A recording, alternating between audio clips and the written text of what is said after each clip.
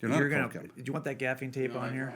Okay, because I just know at some point you're going to realize it's on there. I was going to reach over and stop and start over tape again. Bob down. So I thought I better stop. This is the third time. Third time, sorry, because I just thought that's going to be because you You're have an right. overhead. It's going to show it. You're absolutely right. So okay, all right, sorry. Can't go. work with these people. Go. Okay.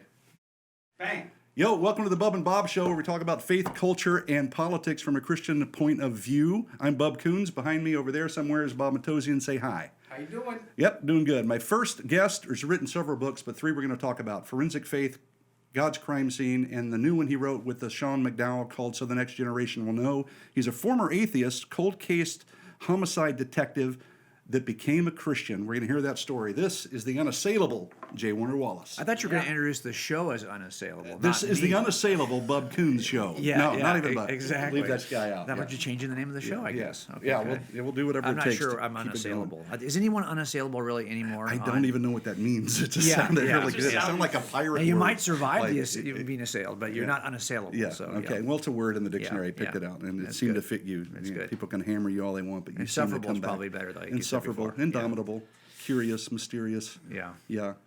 Good looking. Oh, please, please. Back in the day, anyway. Don't you hate as we get older? In my head, I still think, You're 18. or yeah, that whatever? I'm that guy. Yeah. Because your brain is aging, Yeah. and you still think you're a young guy. Yep. And then you walk by the mirror occasionally, and you go, "Oh, I'm so depressed." It's hard not to think that you're the guy that you wanted to think of. Yes, and I in wasn't your even that prime. guy when I was that yeah, guy. Yeah, great. So it's you're even just- now, you're it's making stuff- worse. Yeah. Yeah, I think that until I step out of the car sometimes and my hip goes, and I'm like, Oh, I know. These days I know. I'm not the 18-year-old So people, guy. I post pictures all the time running in Yeah. trails Yeah. locally, but the reality of it is I would never post video for a reason. Yeah, it's like when Stallone runs. Yeah, Have I'm you sure. seen him run lately? Like he just Yes. can't. I'm he sure can't do that's it. true. Yeah, I can look fast in still Yeah. photos. Okay. right, and just I buy don't a look bunch good. of In, trees. I don't look good in video anymore. That's the problem. So anyway. Okay, I want to go back a ways. I want to know your story of how you got saved, and as vulnerable as you want to get, or as much information. What was the point where? How can I be vulnerable and be unassailable at the same time? Well, because that's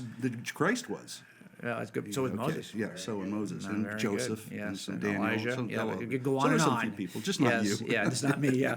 Well, I think for me, I was not somebody who was interested. This is an interesting place we live in Southern California, right? I mean, it's very, very dense.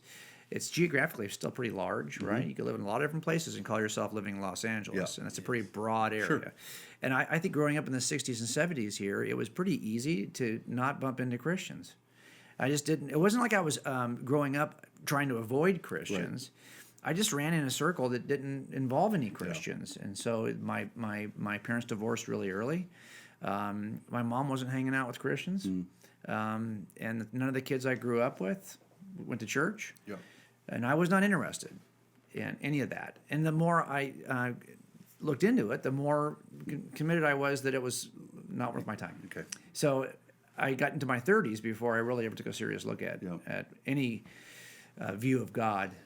And a lot of that, of course, comes down to, well, who do you know who is in a system that shares it with you? Right. Because sometimes the only thing you know about that all worldview you is got. the people that you know who are in the worldview. Right. And the people I knew were not great and gifted communicators as to why this would be true. If you push back just a little bit. So you were a big why guy, like what? Oh yeah, but more. Why, yeah, worse than that. I think Explain cops are. You call a cop to solve a problem, Right. And so basically, I'm going to come into the situation. Okay, I'm going to solve this in 5 minutes, and I'm not coming back here during this shift. Right. So I'm going to solve it in a Yeah. way that I don't have to come back. Right. Right. So that is it puts you in a position where you're almost always the actor, Right. Rather, you're not receiving stuff, right? You're Right. the one who has to deliver something Yes. that they're going to have to receive, Yep. and that puts you in a bad. I mean, if you do that long enough, I think it's harder to reach people who do this kind of job, Right. Because I think most of the time we're not somebody who wants to be told what to do. Are you or kind what of to also believe. born skeptics in a sense? Or are you like, Well, I you better always- prove it? I don't. Well, I'll tell you this: skepticism serves you very well as a detective. I would think so, So yeah. you start off just distrusting everybody, and if you've got 10 people you're talking to on a case, if you'll just start off with the impression, with the presupposition that everyone's a liar, sure. somebody will eventually go to jail. Sure. But if you start off thinking everyone's telling you the truth, no one's going to go to jail, right? Because you're just gullible and believing everybody. So you have to start off, I think, from that position. It does serve you well. Also, you get really cynical about humans. Yeah, that's the hard part. That's Yeah. what I couldn't do. So you're young growing up. Your mom and dad's, as is typical, we hear, divorced, and then you're not running around with the crowd that's talking this. But I wasn't like in a position where I felt like I was doing evil things. You're not right. I was just surrounded by people who were not believers. Right.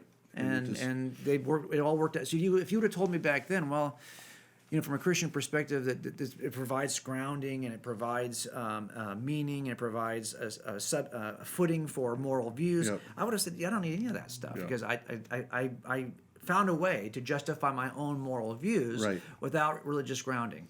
Right. So that's what I was going to ask you, if there it. was a moral thing, if you were like just living in sin and you didn't want to deal with it with like so many people, but this wasn't. Well, I this mean, wasn't we're all you. living in sin. No, I mean, like unrepentant sin. Yes, let's say, yes. Where you recognize that you need a savior. Yeah, no, that was not. That so wasn't you. And everyone's got a different way in, right? Yeah. And I think God works with all of us For sure. depending on who we are and what our way in is. But for me, it wasn't that I was trying to fix something that was broken. I just got interested in Jesus of Nazareth because the first church I ever attended, the pastor I was about 35. Okay. The pastor said that Jesus was really smart. Oh, that's good. I I think that's something we should declare all the time. He was brilliant. Well, that's what he said, brilliant. basically. He said that based on a few sermons, all of Western civilization has been founded on the teaching of Jesus of Nazareth. Pretty huge. That's pretty huge. big. It's a big claim. Yeah. I think there's a disenchantment between the younger generation because no one talks about how smart Jesus is or talks about truth, goodness, and beauty. It's more like this guy over there that has no relevance. Like, no, this is a brilliant. Yes. He's God, first of all, but he's also brilliant in his human state. And I think that was for me the provoking moment that said, okay, well, I don't even know what Jesus talked about. I never read a Bible. I mean, listen, I grew up hearing things about Jesus of Nazareth like everybody else, but I didn't own a Bible. So I went out and bought one. I bought a Pew Bible, just $6. That red hardcover Pew Bible that doesn't have a lot of margin space in it, and I just tore it up. I mean, I really wanted to get the red letters first. Were you looking for it to be, hoping it would be true, or were you looking at to tear it apart? It didn't have to be true to me. I tell you why, because you can even if Jesus lived and he made a lot of wise statements as an ancient sage, that's great. But even if he didn't live, and somebody in some religious tradition chronicled a lot of statements, proverbial statements that they credited to Jesus, from my perspective, when I began, it wouldn't matter. The question is this wisdom that I can steal to become more effective at what I do, or more effective at how I process the world so it was around me? Pretty selfish endeavor. Yeah. It didn't have to be true. It wasn't. Okay. So I had a sociology teacher in high school who was a Baha'i, and he introduced me to all the writings of Baha'u'llah. And I will tell you that those are some really interesting, proverbial statements. It's almost like a fortune cookie Confucius approach. whatever. I didn't have to. Who cares if this guy ever lived? As long as there's a little sense of Maybe truth, this is just an me. ancient notion from the collective mind of humans that I've missed, and I can now benefit from tapping into this ancient wisdom. And that was really what got me started. So but you the start problem there is that this is not, the New Testament is not like other wisdom books or wisdom statements, collections of wisdom statements. Even if you look at like the Gospel of Thomas. Okay, it's a late Gnostic gospel. Okay, it's not written by anyone who lived during the time of Jesus. But if you look at that text, it is really a collection of wisdom statements, like the secret knowledge that if you could impart this to the follower gains that knowledge. A little cryptic, but a little mystical, weird. But it's just a series. But you couldn't track through the Gospel of Thomas though, and like draw out a timeline. And say, well, then Jesus did this, and then Jesus did that. Yeah, but you could do that with the Gospels. So it was clear to me that, hey, these Gospels are something different. This is, I might find the words of Jesus in this narrative. But something standing out. But the narrative is written by somebody who wants me to believe this stuff actually happened. And there's facts that you can go back and see, and places that were real, and names that are real. And you're like, wait a second, this wasn't. That's what provoked me. So I thought, well, okay, so in several places you'll see, like where Peter will say in his letters that he is an eyewitness to this. He's not making up this clever story. John says something similar, that they watched this, they touched this with their own hands. You'll see there are places where Luke in the first chapter is saying, hey, I'm putting together an account based on what I'm talking to people who are eyewitnesses who have passed this down to us. Okay, great. That's actually helpful. Because that means I could test it the way you would test any eyewitness. Well, it's pretty forensic. It becomes completely it becomes right. That's right. And that's the thing that is so unique about Christianity is there's no way to falsify or verify a collection of wisdom statements or private experience. Yes, right? there It's is. like, But if it's something that is rooted in a historical timeline, well, Yeah. now I could make an effort to falsify Yeah. or verify that. Yep. And that's where I found myself, just trying to Yeah. to apply. Look, my cases, we just did a case last week, which just solved. We just did a press release on Thursday last week. A case that my dad was the IO on, the original investigating heard that. I officer. saw Yeah, that. it's Yeah, weird. that's And it was a 11-year-old girl in our city who was kidnapped and killed, and it was terrible, terrible story. But the reality of it was, he was unable to solve it. It went cold. 1972 it occurred. I opened it in 2000. Found some DNA, which was previously unknown. Yeah. Submitted it. We got the first hit in 2018. So here we are. We're many years after the fact, and these are the kinds of cases that provoke you. That are, and a lot of times when I open a case like this, I've got an eyewitness from 1972, and that Exactly. dude's dead now. Yeah. Okay, Yeah. so I can't talk to that guy. Yeah. Not only that, the guy who interviewed him, that guy's He's dead. Yeah. So now I've got a collection of supplemental reports in which I have no access to the eyewitness and no access to the guy who wrote about the eyewitness.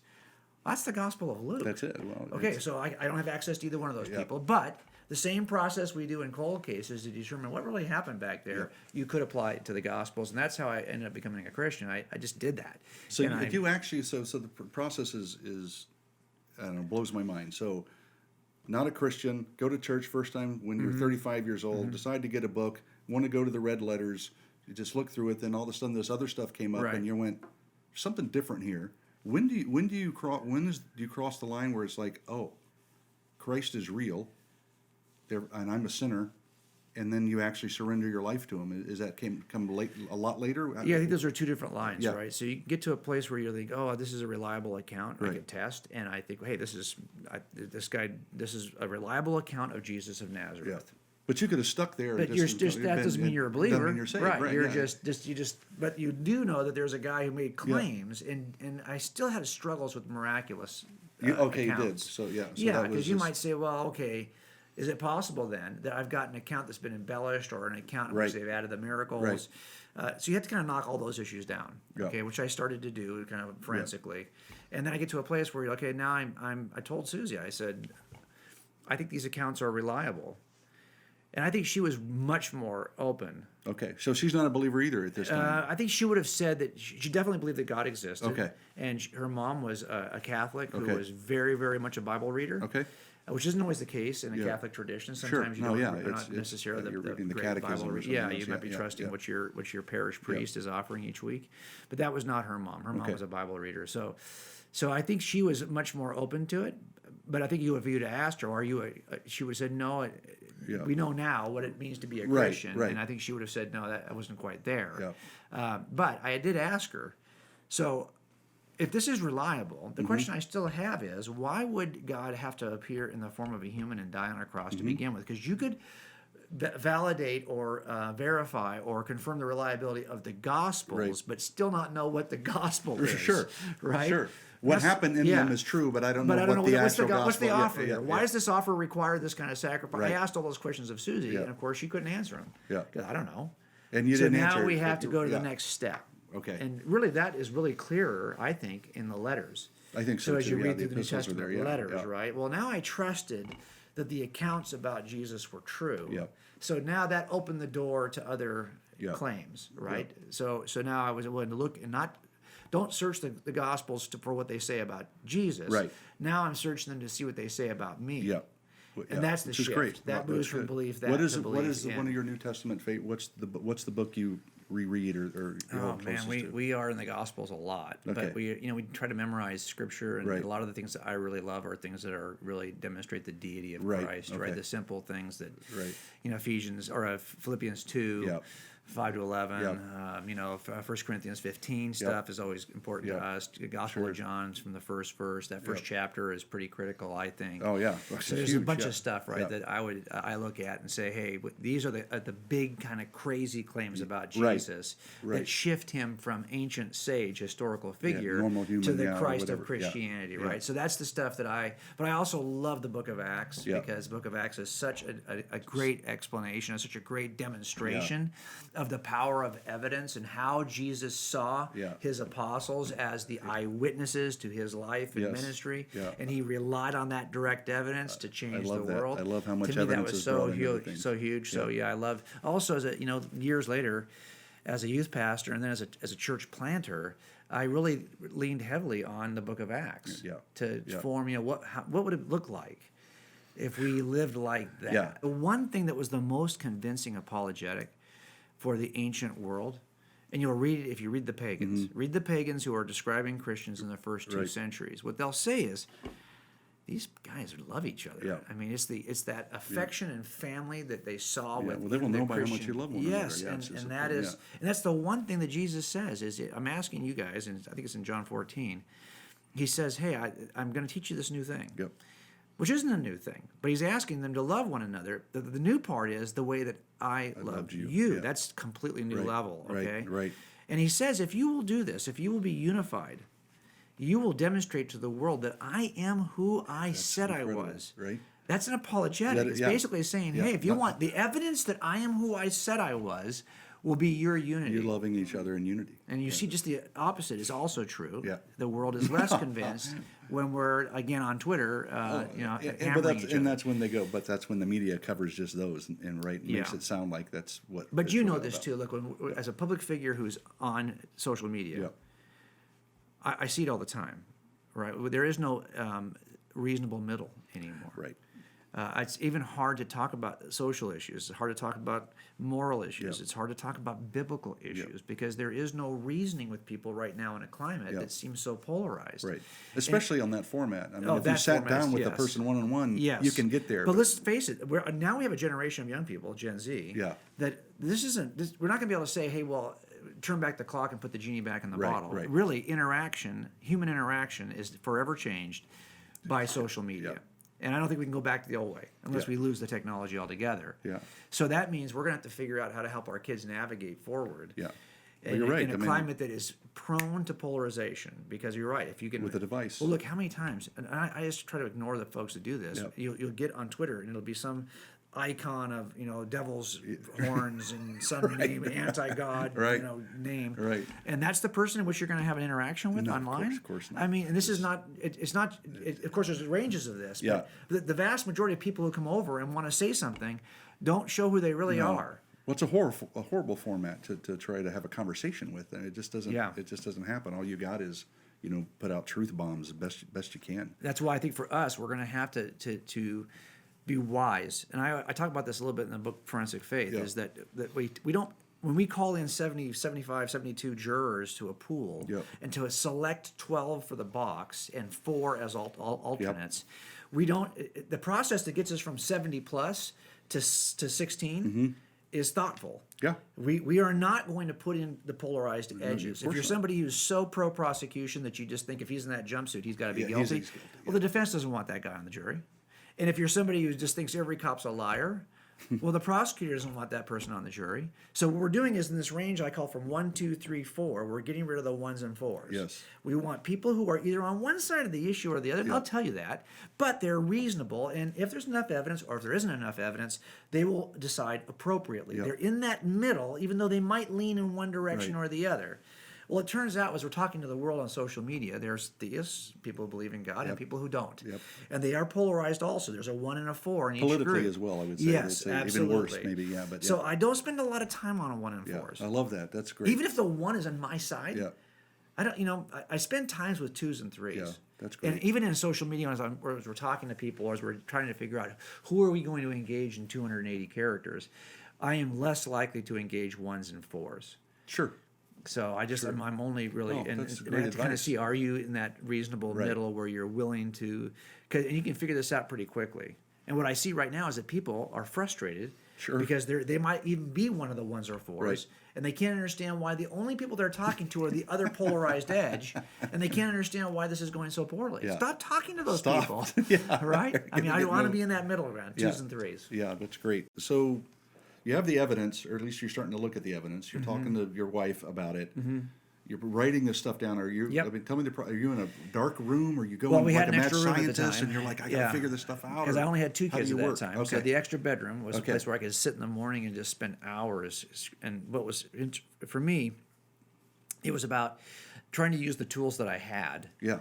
to assess these documents. And pretty interesting that you're made this way. God wires you this way, right? To be in your. Yeah, I think, and again, I get it that everyone's wired Yeah. differently, but my background was I was the interviewer on our team. Yeah. And I was somebody who, when they saw that I was interviewing, they sent me to schools that made me a better interviewer. Right. And it really is about assessing deception. Right. But you got better and better at something that you already. Oh, like, yeah, and it's an loved. art. It's not a Right. science. So you And then you there's apply room- this to Scripture. Yes. That's Forensic statement right. analysis. I Yes. try to apply to what and so I could see little things that really gave me confidence. Yeah. For example, some people will look at this and they'll say, "Man, you got 4 accounts. They all seem to be saying something Mm-hmm. different." Even in the Passion Week, if you were to outline the Passion Right. Week in all 4 accounts, you would think these guys aren't even on the same planet in certain places. Yeah. But that is exactly what eyewitnesses do, and if Right. you've worked with enough eyewitnesses, you will see there's a level of variation. Can you make it? Can you study it in a way that's statistical? No, Right. you can't. So I can't. But- I give but you you what can feel that it's not percentage is. corroboration Yes, or but like there's a- you get a sense, having done this for a while, that little There's no difference, collusion, so right? to That speak, yeah. difference between these 2 accounts doesn't bother me. Now I'm always thinking, what's this going to look like when we go to trial? Because the defense is going to make a Sure, ton out of this. sure. So I know I'm going to have to explain this to a jury. But as an investigator trying to figure out what's Right. true, I don't have a problem with certain levels of variation. Right. Because this is exactly what happens. And this is why the first thing we do as homicide detectives is when we get called out in the middle of the night, I only have one instruction for dispatchers. Talk to people Yeah, around? no, just if you've got officers there, I know you have officers Yep. there, separate the eyewitnesses. There you go. I don't need you to talk to them. Just make sure they're separated until I get there. Yeah. Because they are going to say different things, and you might even be scratching your head about how they could be this different. Right. But that's what you want. They all you kinda want to work together preserve ultimately, the I would think, yeah. variation, right? Yeah, Because and- my job is to figure out how to puzzle that. Yeah. So I don't want you to figure it out as the witness. I don't want you talking to each other and trying to work No, out and there the could be differences. influence too. Like, Yes. did you see him go up the stairs too? Oh, No, I, and I'm then- sure he yeah. had a gun in his waist. Oh, no, yeah, he had a yeah. belt buckle, like a cowboy buckle. Exactly. Oh, maybe it was a cowboy buckle. No, I don't want you to work that out.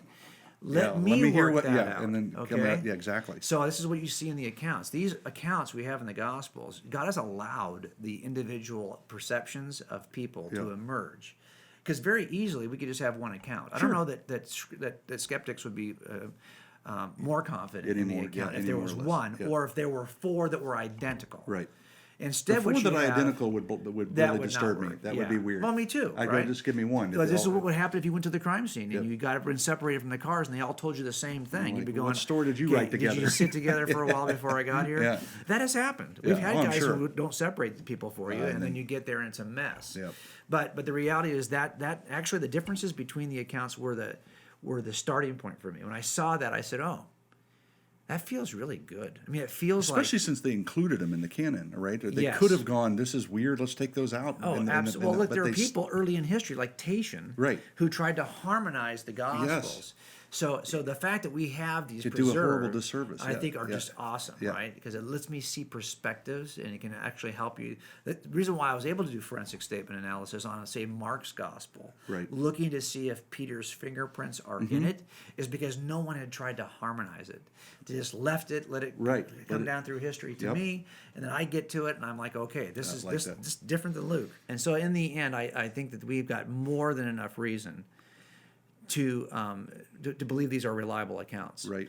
If you're going to test these, if you had witnesses that could survive this, I mean, I know this is going to sound crazy to say, and people immediately will attack me for saying it, but the reality is, if you had 4 witnesses that could be tested, as well as these 4 witnesses are tested And have been, survived yeah, as well, yeah. you would have a good court case. You wouldn't think, "Oh, I got a problem with my witnesses." You would not say that, because I've got witnesses in trials, multiple witnesses, who don't look anywhere near as aligned Yeah, as these yeah. 4.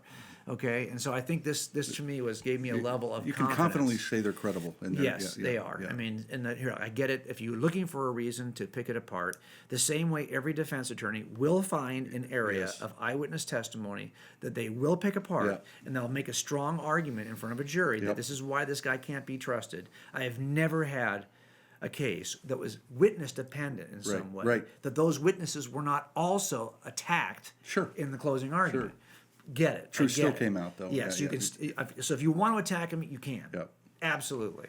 But this is true of every case, and the question Or every is, piece of literature, every piece of anything in sure. the past, right? You Yeah. can tear anything apart and be skeptical and say, like, look, if I'm not 100% confident, then forget it. Well, here's the thing. I think we've got or certain, right? You don't have to be 100% certain That's to right. believe in So, something. so right? if you're saying I'm going to prove something beyond any possible doubt, that's a high bar. Right.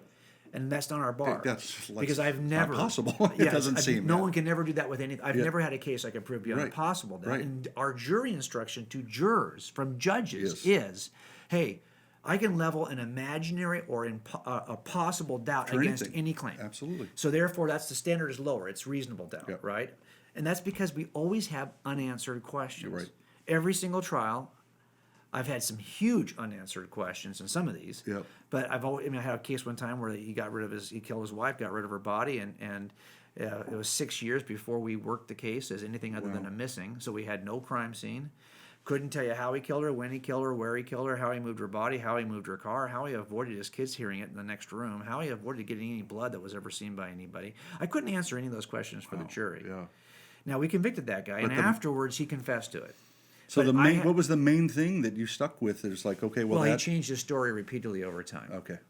So that's something that's all we had. Right, And I remember when we were doing the Dateline, Keith Morrison was interviewing me and saying, hey, privately, Yeah. off camera, he Yeah. was going, Jim, this is the worst case we've done. We've done like 5 cases Okay. on Dateline. And this is the worst one we've ever done. He said, this is a case that I don't even think this is the guy. Wow. No, he had not gone to sentencing hearing yet. Okay. So he had just been He just convicted, was like- but not at sentencing. yeah. And I said, Keith, trust me, he's our guy. Yeah. He's the guy. I don't know. Even the victim's family didn't think he was the guy because they loved this guy. He was married to their daughter for years, and they loved him like a son. Yeah. Did not think he was capable of it. Now, at sentencing, he confessed to it and gave us the location of the body. So at that point, we all knew, okay, this is what we all thought to begin with. yeah. But here's my point, is if you think you cannot embrace something with certainty because you have an open question, you're crazy. Oh, yeah. Everyone's got open wouldn't questions. get anywhere. Yeah, No one could do anything. Look, yeah. I mean, I can go out in my car when we get done here, and I blow can up. turn, Yeah, it can blow up in yeah, my in the driveway. exactly. I can You get in a car. I mean, if you start to live on the basis of possibilities, you Right. won't ever get on the freeway again. Right. Well, exactly. Or you Because go there's home always and a you really question. don't have a wife. That's right. Yeah, Or how do I know she's being faithful? Yeah, you don't you even go know. nuts. Yeah. That's what paranoia is based. That's what it is. On this idea Yeah. that I take every possibility Has to as be- though it's reasonable. Right. So we don't do that. I love that. It's good. So what we have to do instead is say, okay, are we at that point of reasonable doubt? So here's what I always say: we're taking this walk along an evidence path, Yeah. and in every worldview. Sure. And at the end of our evidence path, and whatever worldview you hold, we have to step across our unanswered questions. Right. Because there's always going to be unanswered questions at the end. Right. The question is, how big is that step? Does this evidence trail lead you close enough that step of trust, that verdict you're going to draw, Right. is still reasonable? Because I've got enough evidence. Yep. This is a reasonable step to Right. render this verdict Yep. or to make this decision. Yep. And as an atheist, I had lots of questions I could not answer. How does the universe begin? Yeah, Why does it appear to be fine-tuned? Why is there life begin? And why does life come out of a non-life in the universe? Why does it appear to be designed if it's not really designed? Yeah. How do we have minds and free agency if we're just a material being that is driven by material causes which are determined? Yep. Okay, so how do I even justify the existence of objective, transcendent moral values? And how do I call something evil, really, Yeah. if I don't have a transcendent, fixed standard of righteousness by which I'm comparing Absolutely. it? So, So these are unanswered So you questions. have massively more And problems I than was any other I was worldview, willing the to way step you're over that void. So here I've got, I think, So you have much, a huge Yes. chasm you're jumping over, That's but the more right. you investigate, this there- chasm the is inference from smaller. what you're learning is like, that's, Yeah, this come is on, smaller. that's- Now, I'm at the point where I can say, well, I know that God has created a universe, Right. a universe that shows all of his fingerprints, but how precisely did he do that? I don't know. Yeah, I don't know. I have enough to recognize that I thank know that thank he God did he it. didn't write it all down. Yeah. Because we couldn't even figure it out. And so. also thank God we get to ask those questions Yeah. when we get home. Yeah, So absolutely. those are the first questions I'm going to ask. Yeah. But am I not going to You take probably a step? won't care then. Yeah, I'd You probably probably go, not. forget it. Yeah. I'm glad to be with I you. might be embarrassed. Yeah, I'm just too embarrassed to even ask that He question. might. He actually might. Yeah, no, I think you'll ask Jim might. you'll ask some You might questions ask. too, right? I just want to know who shot JFK. I want to Yeah, stop with that. Would you stop with that? Oh my gosh, we're gonna go through conspiracy conspiracy theories now, No, I too. won't do that to you. Oh my I won't do gosh. that to you. Everyone loves conspiracy theories for some reason. I know, but we always talk about how unreasonable. Look, there are some successful conspiracies, but even if there are, you wouldn't know. Because Right. by definition, they wouldn't be successful. Right. So if you think, oh, I know that's a conspiracy, well, okay, fine. But are you saying there are some successful conspiracies out there that people got away with, like the moon landing Yep. and Apparently the Twin so Tower successful attack and I all didn't this? know. Yeah. Well, yeah. Well, if they are successful, no one's ever going to know. Right. If you think you could decide, this is why, in the end, all conspiracies open up and fail.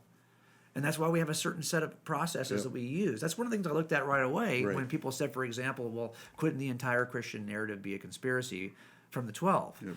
Well, the group's too large, and they don't have a way to communicate that's sufficient. They're under tremendous pressure. They'll die for it. Yeah, if they there's get it just so many things that we would typically use to break a conspiracy in an investigation that I'm sure they would have suffered the So same what's your consequence. thing on what's your thing on conspiracy things? And when there are JFK things, you just think. Well, I think there are Lee some Harvey did it, successful and that's it? conspiracies, Or was but you that have to have the 5 things. You have to have, number one, the smallest possible number of co-conspirators. Okay. So if you're saying Lee there's Harvey and 500 2 other people, right? people. Right. So that's all that is required to get away with it. Yeah. But if there's some substructure, some national conspiracy All the involving cops are involved and, agencies yeah, are every- involved. Okay, really? 'Cause that to me is an indicator you're probably not being reasonable. okay. Because the smallest number is better. Yeah. 2, you need to be able to hold it for the smallest time possible, shortest time. Yeah. So if you've got 2 people who do a conspiracy and then one immediately kills the other, you got a much better chance of getting away with that. Yep. Because now you're down to a single actor again. Right. So you need those 2 things: small number of conspirators. So short Ruby period of time. kills Jack Ruby kills Lee Harvey Oswald to get that number down. Well, right? and that's why people Yeah. would say that's what he's Right, trying to right. do here, right? But then you listen to the conspiracy theories develop. Yeah. They always involve with larger and larger groups because people realize, yeah, that how part- would I keep this part secret? Yeah. And how do I keep that part secret? Yeah, that And part that all before goes up to long- the black ops and all Yes, that. That's now where I before started long, losing I've it. got, I've got like national agencies everyone involved. in the world's yeah. involved. Yeah. The third thing you need is excellent communication, right? Right. Because if one guy gets jammed up and he has to make a statement, this other guy needs to know exactly what the. Yep. That's why the first thing we do is we separate co-conspirators Right. so we can interview them separately, right? Also, the fourth thing, if you've got a strong family relationship, that's who you want to do the conspiracy with. Because you're not going to probably Those rat on your ties, kid. yeah, those Even though ties are- kids do rat on their parents. But parents hardly ever rat on their kids. And the last thing you want is low pressure. So that's why the Christian conspiracy is just the opposite in all 5 categories, right? High pressure, and who's Matthew related to? Yet he holds on to it, writes one of the first Yeah. Gospels, never changes his story. Right. They're under tremendous pressure with no way to communicate, separated all over the known empire at the time. Yep. Thomas is in India, Matthew's in North Africa, you got Paul out maybe as far as Spain, but Yeah. at least to Rome. And there's no way to communicate with each other, and there's too many of them. Remember, Paul says that there were, to the Corinthian church, that at one time there were 500 of the brethren Yeah, that- who saw Jesus on the same occasion, After he most resurrected, of whom remain until now, Yeah. but some have passed Yeah, away, yeah. he says. So that means that you could go interview those people. Talk to 'em. He was right talk there. to 'em. Yeah, exactly. And then in the upper room, we have at least 120. Yep. They're trying to replace Matthias. Yep. They're replacing with somebody who had seen Jesus from the baptism to the resurrection, another eyewitness. So how many people are involved in this conspiracy? It's really large. To me, Yeah, is it possible? If you ask No, me, that's- is that possible? I always say yes. Yeah, of course. Because anything and everything is possible. Yeah. But that's not what we care That's about. We care about ridiculous, reasonable. yeah. And I just don't think it's reasonable. So I move off things that are possible. If there's a more now, look, what makes the Christian explanation unreasonable for a lot of people, Mm-hmm. they take it off the table, is that it involves this supernatural miracles, right? resurrection. Or the yeah, right. which So is- this thing, by its nature, for a lot of people, they would say, there's no way they would say that I can accept a supernatural explanation as the most reasonable inference. But from they evidence. have to do it with creation, which is the most. That's exactly right. So I always say, well, look, my problem is that I knew I believed at least one thing Giant miracle, happened yeah. that was extra natural, Yeah. that was outside of nature. Because if by nature we mean space, time, matter, physics and chemistry Yeah. that act on space, time, and matter. Something outside well, of the that. beginning of the universe, Big Bang cosmology, that Yep. standard cosmological model, Yep. suggests that we are in a universe that did not exist until it began. No space, time, and matter Nope. until the beginning of the universe. So whatever creates the universe, Has it's to be outside of that. nature. Absolutely. So I always say, if the biggest miracle in Scripture is Genesis 1. Absolutely it is. And if you can do Genesis 1, you can do Matthew 20, whatever you Is want. that You where? pick one Is that out. what got you? Yeah, it When was. you said that, okay, there's like It you have opened to up the accept door at least to miracles. one, and the Yes. miracles were open. There's all of us, but if you look at those 8 things we talked about, Yeah. right? The beginning of the universe, the appearance of fine tuning, Yeah. they are not the reason why we haven't landed an answer to those 8 questions is because Scientifically? we've can't. limited ourselves to naturalistic Exactly. You can't- explanations. exactly. Yeah. There are answers to those questions Yep. if you don't limit yourself to space, time, Exactly. matter, physics, and chemistry. Yep. So that's the problem. Yep. We already live without answers in those areas because we know there's something more. Right. Well, yeah, So if there is absolutely. something more and it's not an impersonal force, but it's a personal Yep. being, then everything on the pages of the New Testament is in Which play. seems a logical inference to go. The Yeah, intelligence I started this. think A it is. powerful, intelligent, all-powerful being had to seem like it had Absolutely. to start this because information doesn't come from Well, and that's mindlessness. the thing too, is right? that if I think we used to be under the belief, especially when it comes to biology, that everything is governed by a universe that is dictated by physics. Yeah. But if the universe is dictated instead by information, that changes things. Everything, yeah. Because it's not just relationships between physical properties; it's about content, information, which we always know that comes Traces from mind. back to the mind. Yeah. Yeah, so we're kind of stuck with an inference that nobody wants to. Right. So you get that information. You're on the path. You're accepting miracles. Are you a believer before the miracles thing, or did the No, I you think have to that's what got me kind of at least to open up to the Okay. other claims. So if you were somebody who rejected and refused to embrace anything extra natural, well, then you're not going to accept can't what accept the it says about. resurrection, Yeah, right. the Gospels are never going to pass Right. that test for you. So then the question becomes, well, if it is possible that there are these extra natural causes in the universe, could these qualify for those? Right. Could this be reasonable? This story would that actually explain then what happens in history after the life of Jesus? Would that explain what happened at that moment in time? Yep. There are some real good explanations that open up. Right. If we just walk through the idea that we already believe in something extra natural, Yeah. all of us do. Of course. Yeah. Now what they do is they'll try to say, well, like Lawrence Krauss, a universe from Yeah. nothing. Yeah. The physicist, Yeah. from Yeah. Arizona State University. The idea that if I can simply just redefine what nothing nothing is, is, yeah. I can avoid the problem. Yeah, but well, that's a Aristotle said philosophical. that nothing is what what rocks dream about. There's nothing, right? Yeah. Nothing. So you have to redefine nothing. So in the end, if you're suggesting there is a physical environment with physical properties, It's not nothing. that it's not nothing. And if Even that's what if we're it's- saying, even if there's it's some math or some kind of, there's some quantum abstract environment thing. in which particles emerge Yeah. without cause. You're stealing from what it doesn't exist Right. until the You universe can't, exists. Yeah, you can't bring that in yet. Yeah, so I think that's the problem, Yeah. right? Is that there's Yeah. always somebody out there trying to And by the way, that's exactly what defense attorneys do in criminal trials. Yeah. They make the same kinds. They'll say, well, they'll try to redefine a term, Sure. either legally, Sure. or this is not what he meant when he said that. Yeah. This idea of redefining is sometimes will get you out of trouble. Yeah. But if you got to make sure you see it when it's coming and say, oh, no, I'm sorry, I can't redefine that. That doesn't make logical sense. Right. And that's Which- not well, the the definition of nothing. Absolutely. We'll switch that into culture real quick, or politics. Talk about things that aren't redefining terms now. Oh, It's the absolutely. scariest thing that Yeah. it's. Well, and think about it. We're under the impression that some of these terms are simply a product of culture to begin with. Right. So if they're a product of culture to begin with, They why can shift shouldn't and we be shape, able to redefine them? I mean, the culture changes. So these definitions of terms. Now that is true that we can redefine Sure. and use words differently all the time. Sure, we add words, add awful meanings. We don't right get- now means bad. Right. We don't Or this- erase the right. meaning, though, right? It's Well, awful used to mean worthy of awe. Well, and it still does in one of its definitions. So you Yes. don't extract it. If I Yes. say red is the new blue, you can still go back 10 years and go red was red. Yes. When it was. So Well, so the question is, now even we're though we might be erasing it, using it a new seems. word, Yeah. do we still have the concept of awful? Does that still exist? Right. That's the thing that doesn't go away. Right. We can change the way, but is there an ideal thing that we're describing out there Right. that is transcendent, objective, and fixed? And we can call it by different terms, and those terms might change over time. Right. But is there still this objective reality is, yeah. about it? So that's what we're saying here. Yeah. The Christian worldview suggests that these are objective truths from the mind, the objective transcendent mind of an objective transcendent creator. And these things don't change. Yeah. Now we can kind of fuss with the definitions Right. down here to try to avoid the concept, to try to avoid the truth claim. Yeah. But that doesn't really change. Right. But I think part of this is that we're in a generation that doesn't think much about objective truth anymore. Yeah. So for example, Or they're apathetic about words and even yes, beliefs. That's yes. what Well, I this don't is a know. glass of water. Yeah. This is defined by the object called the glass Yeah. and the object called water. My opinion cannot change this. I cannot, by opinion, say this is a glass of tequila. Yeah. I can't make that happen. My opinion, my personal subject. I'm the subject. I cannot make that tequila by changing the definition. And if someone thinks they could, we call that what? Crazy, usually. Crazy, yeah. right? Yeah. Right. That's what. Yeah. So Well, it's listen. like, So part of this is we have to help people to see that yes, there are subjective things. I like water. I, as the subject, get to decide that claim. and that's a preference. As a preference, I make that claim true because the subject decides that I like water. But it would still be true that Jim likes water. You still have to come to a truth. But this is water.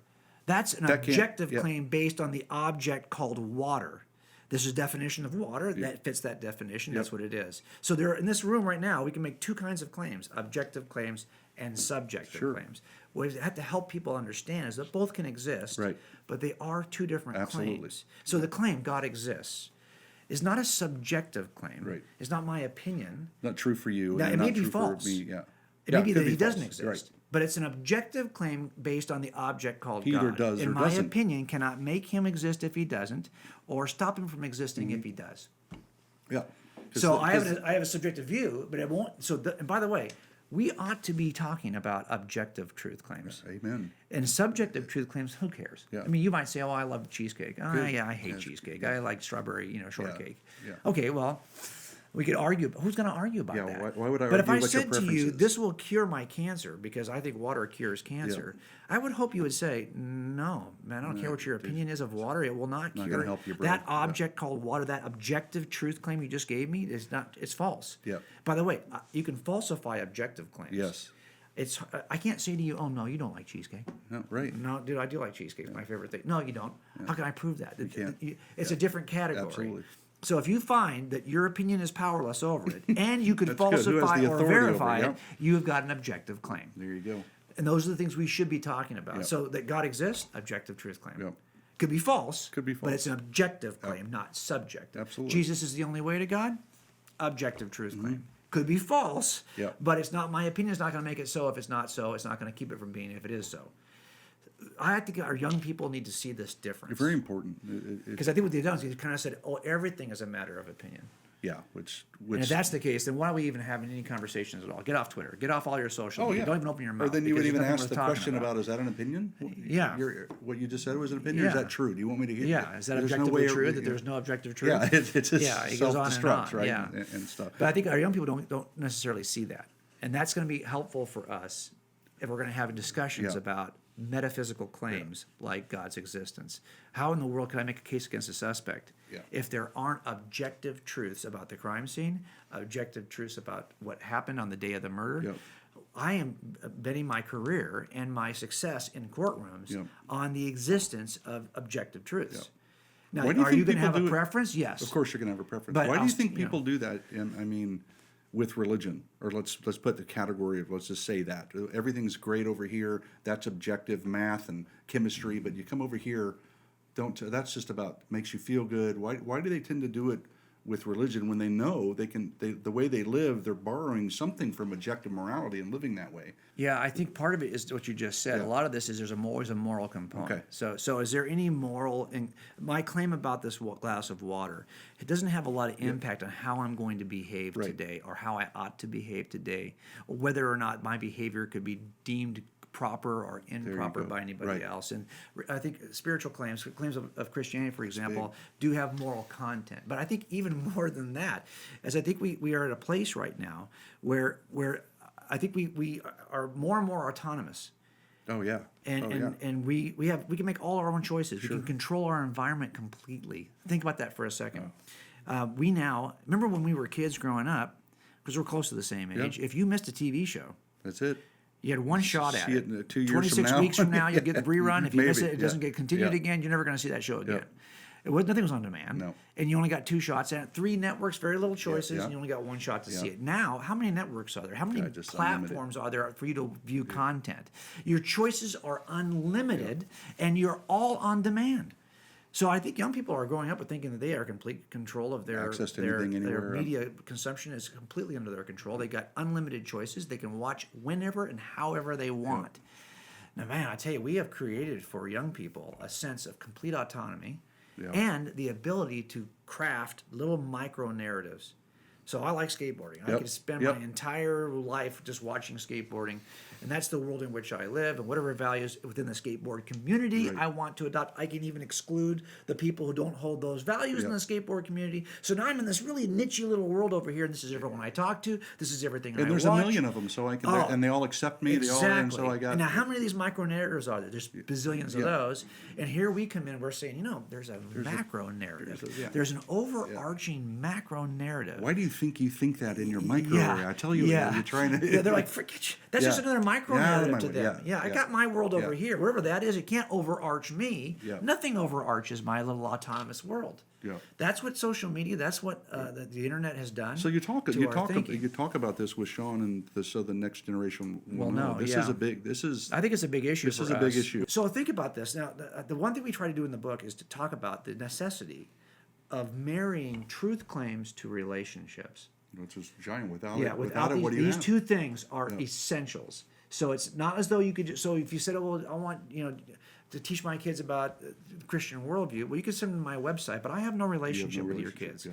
You have a relationship with your kids. Now the problem is when our kids come to us with a question about Christianity, Yeah. we often are not prepared with the truth claim. Yeah. We have the relationship side, but not the truth claim Yeah. side.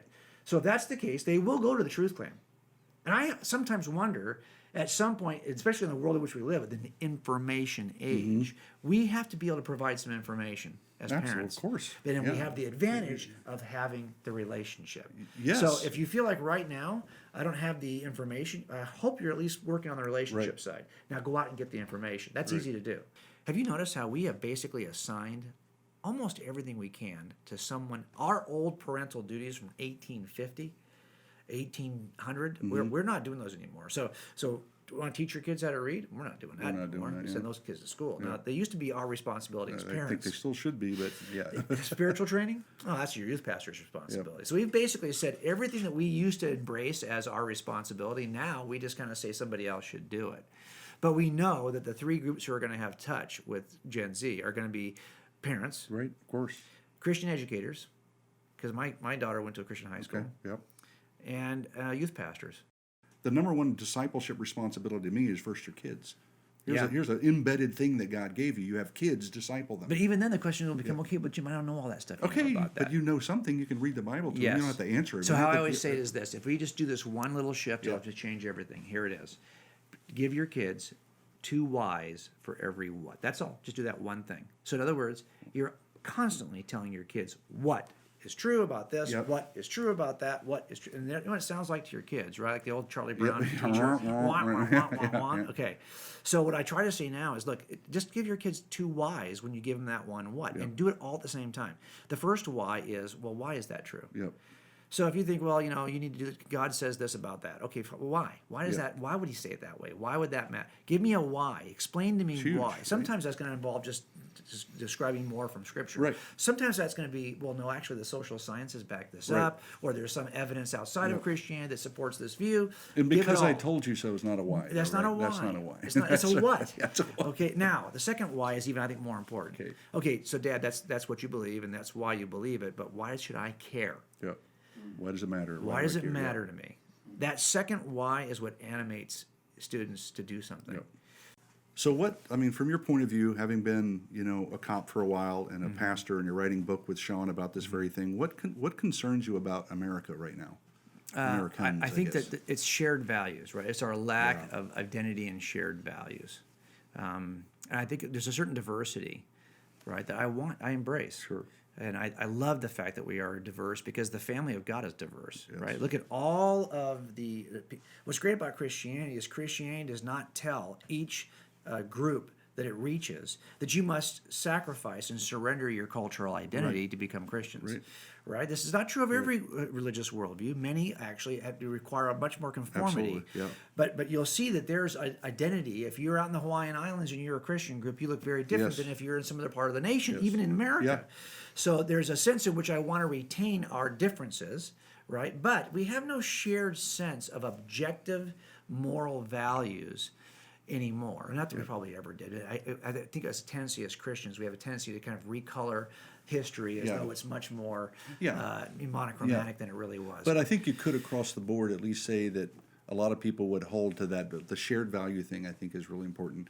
And because if you have a diverse marriage but no shared value, the marriage doesn't work. Right. So diversity is not necessarily good or bad. And we often say, look, if you're going to be part of the family, Yes. we all want to recognize That here's some things- here's the structure and history of the family that you would recognize to be part of this family. Absolutely. And right. you would So, adhere to that, but yeah, it could that be doesn't you mean and all impressive, this- right? It just means yeah. that we have some shared values. Now, I'm not sure what those values are anymore, Yeah. right? But more importantly, I'm not sure from where we would draw those values, right? Because we don't think that. So that's why I don't spend a lot of time talking about, even on my website, you won't see a lot of political content, Right. even though I'm listening to the political conversation. Sure.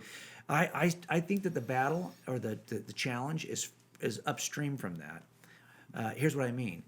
I focus on just two things. Is the Bible reliable and should we take it seriously? That's it. Yep. Is the Bible reliable and should we take it seriously? Because I think all division that we see on any other playing field in the country is because we don't agree on those two things. So it might be that you think as a secularist, I don't think the Bible's reliable at all. Right. I don't even embrace a biblical worldview because I don't trust the Bible. Okay, fine. Or you think, well, yeah, I'm a Christian. I call myself a Christian, but I don't take the Bible seriously enough to not just pop a verse out and develop my theory based on that one verse out of context. If you believe the Bible is reliable and you take it seriously enough to read everything in context, to develop a very robust view on any issue, not based on one verse, but based on several verses across time in the biblical record, well, then I think we'd be in the same place largely on almost every other issue. In other words, we would have shared values from a shared source. Yeah. And what I see, we're moving away from that, right? So as long as if we move away from our shared source of, and by the way, Gen Z is incredibly, well, probably of all the generations, they have more access to information than anybody before them. Yep. Yet they seem to be more distrustful of the sources, which makes sense, right? Because if you go to my website, it looks as polished as anybody else's website. But who am I? Why believe this Why guy trust over me this over guy? anybody Yeah, else, right? That's why relationships are so key right huge, now. So what it means, though, is that if I've got thousands of places that I think I might be getting equal authority, why would we expect anyone to have shared values anymore? Right. And that's where I think the challenge is going to be going forward. Is how. And by the way, if we don't, if our shared values don't come from an ancient text that has been disseminated over the entire population for 2,000 years, tried and tested, do we really think we're going to get that from a political candidate? Of course not. Or from a system, or from a party? I don't think we're going to get that. No. And I think the thing that solves our solution is not our politicians. I know, that's for sure. That's for sure. But I think so. In the end, I also, and this is why I always say when I vote, I never vote for candidates, and I never have. What I'm voting for is an alternative future reality. I see that there are a couple of realities that will manifest under any given candidate, and I know which worldview is. My worldview wants this particular future.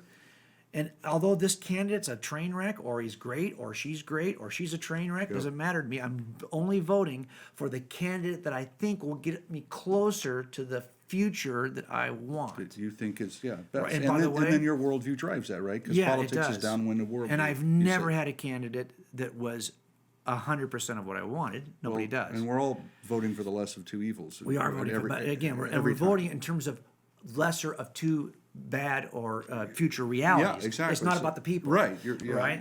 So I can get somebody who's great, who I thought was great, a guy I would love to spend time with. Yeah. But I don't want that reality he's going to usher in, or Right. she's going to usher in. Right. Or you can get a guy you can't stand. But that future reality is palatable. Okay, I can deal with this. Yeah, that's really good. And probably all of us are doing that in some sense. But I want us to start thinking I hope we are. I hope we are. Some people are just apathetic and just can't stand someone, so they vote against them, and And that's always been that's been going on always, on both sides forever. Sure. So I think, by the way, I think we're all the same fallen voter. Yeah. So I'm not convinced that and we are all in God's eyes the same created being in God's image. Yeah, but We've forgotten that, I think, too. I know. I would agree. Because we have a tendency to demonize really quickly. That's that again. That's that hammer and nail problem we were talking about earlier. and I worse than others. I'll confess that. But I think that's why there's a corrective lens that God gives you through His Word. I want to vote on the future of America based on God's Word, my worldview. That's what right. I at least think the worldview should be, and what is the best for the most people from God's point of view. So I vote that way. I get asked a lot to talk on this issue of racism and Black Lives Matter and the whole police thing. How does this rub and settle itself? And the only true answer to this is the gospel, right? Because it's the bridge. Right. But what I find is that we are so polarized. Remember, bridge crossing requires a couple of things. Yeah. Number one, you don't cross a bridge until you leave your side. Right. You have to walk away from your edge to Yep. go across the bridge, Yep. and you're going to find something in the common in the middle, and you're going to be standing on that If bridge. a bridge is there. If there's a bridge, the gospel is the bridge, and that's the problem. Is the one thing that would fix the problem is the one thing we are not allowed to talk about. So you're in an elevator going down, and your family's right there, and you got about a minute and a half before it crashes, and that's the last thing you're going to say. Look in that camera and tell them what you'd say. To my family, Yep. Oh, They're wow. there. They're right there. And we're all going to crash They're together. all going to go. Yeah, thanks for like setting that up and, Yeah, sure. and telling me in I can't advance so tell I can you. prepare something. I know, for but this. you're so good at this. I would hope that if we're down to our last 30 seconds, I would hope there's nothing I really need to say that hasn't already been expressed, that you haven't lived through with me, that tells you how I feel about you. And of course, on my human imperfection, there's 1,000 things going back in my life that I, just with my kids, just with you guys, that I would redo. That I worry that have I done something to poison your view of God? Have I done something to channel your view of God so narrowly that you don't have a good balanced view of who God is? That's my biggest concern. Nothing else really matters. The stuff that we did, the stuff that we owned, the stuff that we ate, that stuff doesn't really matter. Even the experiences we had, what really matters most is, did I do a good job characterizing the nature of God in such a way that you love God? Because that's my first and foremost responsibility. And although I have disappointments about other things I didn't achieve, the only areas of regret I would ever have would be with you guys. Because regrets are saved for those things that you think are most important and that have the most eternal impact. And I don't think I need to say that I love you, because I think you know that. What I think I need to say is that God loves you. Do you know that? Did I get that out? Did I get that view of God accurately enough for you to love him as much as I do? And that's what my hope would be. Wow. Ladies and gentlemen, J. Warner Wallace.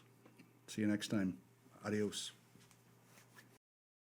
Hey everybody, this is our follow, like, share, learn, and give section. Our goal really is for you as a Christian to get inspired, get equipped, and get out there. That's why Story Brothers creates content like the Bub and Bob Show. Truly, your voice is a representative of Jesus, and God's word is important for the world to hear now more than ever. So get out there and defend.